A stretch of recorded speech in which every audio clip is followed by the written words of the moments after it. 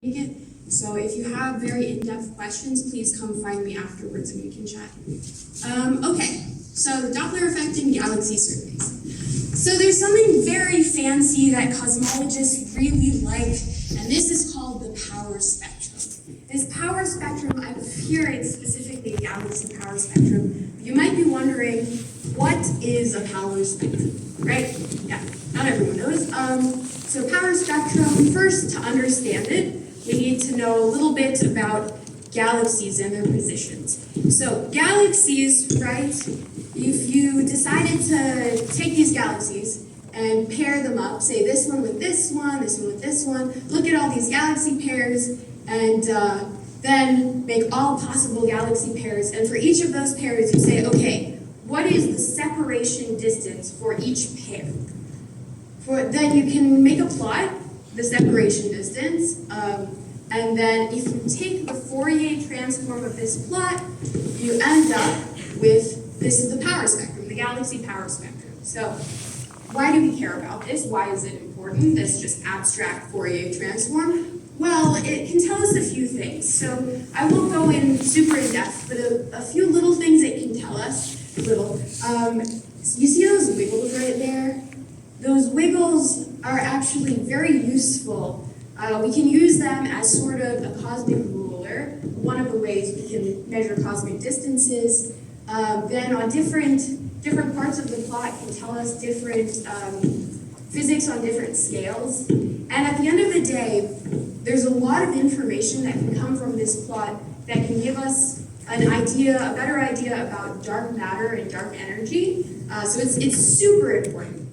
But anywho, how do we obtain data for this power spectrum? How do we make it, right? It's really important, but we want to make it. And if you remember, we made it with, it's the Fourier transform, the distances between galaxies. So we need information about galaxies, right? So there's this very fancy instrument in Arizona. There's this telescope, and inside this telescope is something called DESI, or the Dark Energy Spectroscopic Instrument. And it's a galaxy survey. Let me go back. It's a galaxy survey. It's specifically this blue thing right here. It has a bunch of little robotic arms that lock onto galaxies and measure lots of things about them, like the colors from them, and then it tells you where it is in the sky because it has to go to that coordinate. But anywho, so the data we get from DESI helps us make kind of reconstruct a sort of 3D image of lots of parts of the sky, galaxies in the sky. But there's an issue. As the light travels from these galaxies, it gets distorted.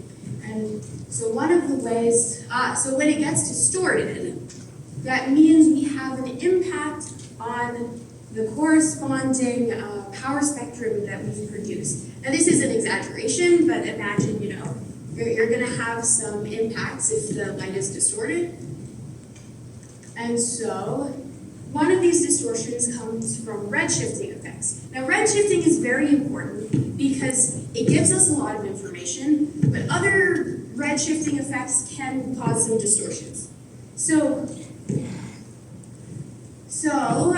as all of you probably know, the universe is expanding, yes, and as the universe expands, the light from a galaxy has to travel through that expanding space, and therefore its wavelength also expands, and the expanding wavelength gets redder.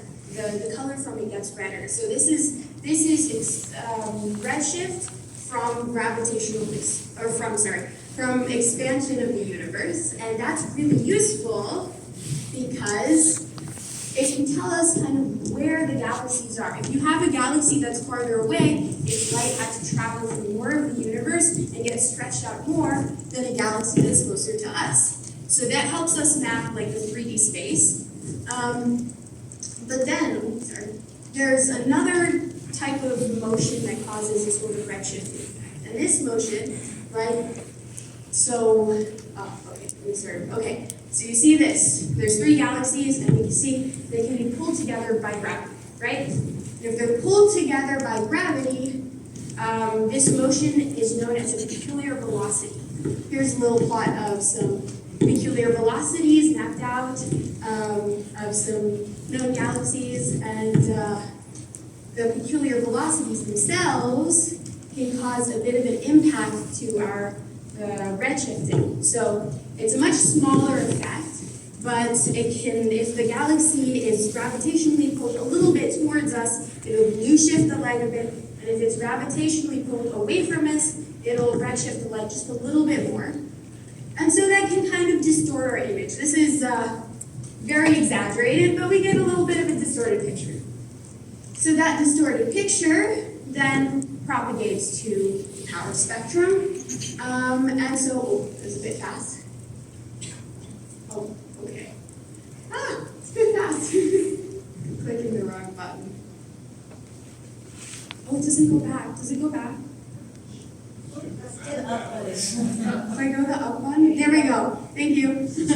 Okay, so our power spectrum, what I did in my project, and you can discuss this very in depth with me afterwards, is I took the DESI data and redshifted the spectrum just a little bit to mimic some peculiar velocities, and then in the end reproduced a power spectrum where the effect was the biggest. And we did actually find some impact. You see this right here. You see this? So the red is the reproduced one with the additional peculiar velocities, and the blue is the original one without peculiar velocities. And so this effect, right now we know that there is an effect, and when DESI decides to put out their own power spectrum we can compare, we will know that something that has an effect like this will, it's already explained by just gravitational attraction. It's not some new beyond the standard model of physics. It's not something, not a primordial effect. So we'll know where it's from. So that's very exciting. And so thank you for listening. And who's got questions?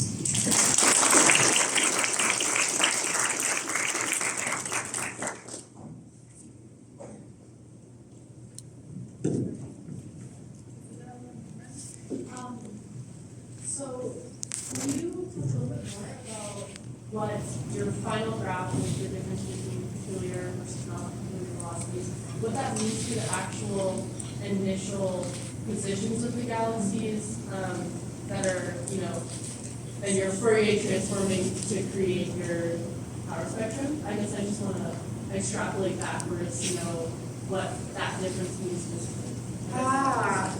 I haven't thought about that actually. The only way I've thought about it is there's kind of a function that kind of an expansion, like Fourier, it's a Taylor expanded type, like approximation of like the 2-point correlation function that has to do with the positions, and there is so the peculiar velocity.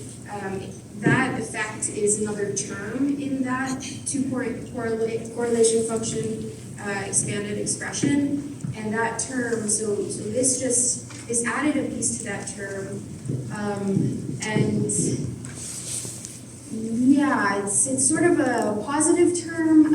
In terms of what it means for the distances, I don't quite know. Maybe it would be a little further. I'd have to think about that more, but that's a great question. I actually have not thought about that.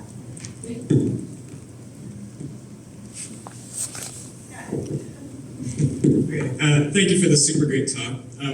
So you mentioned that this power spectrum, it's the Fourier transform of like the distances between galaxies. What's the conjugate variable of a distance between galaxies? Like what are the units? Right, so this K here, I forgot to mention this K, it's an inverse length. So that is kind of, like we kind of talk about it in terms of like wave modes. You can also do a Legendre transform, and it's kind of in like angular variables, but just think of this right now in terms of like inverse length.